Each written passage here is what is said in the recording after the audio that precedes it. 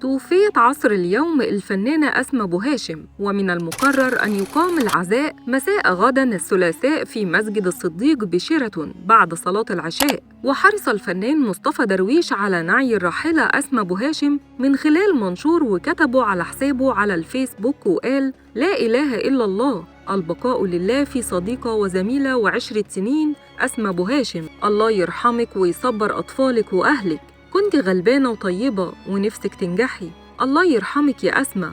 ونشر الفنان وائل عبد العزيز منشور على حسابه الشخصي على الفيسبوك أيضاً: لا حول ولا قوة إلا بالله العلي العظيم، ربنا يرحمك يا أسماء ويدخلك فسيح جناته ويصبر ولادك وأهلك على فراقك، زعلت عليكي والله.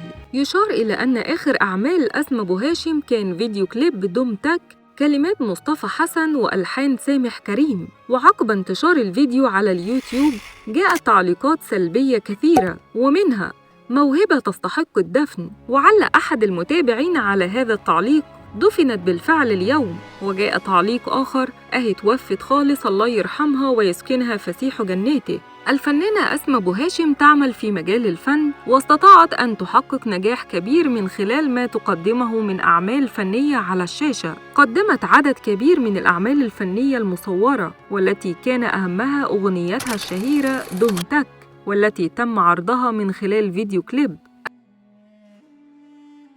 الفنانة أسماء أبو هاشم هي كويتية الجنسية، وهي الزوجة السابقة للموزع الموسيقي فهد. رحم الله الفنانة أسماء أبو هاشم، وإنا لله وإنا إليه راجعون.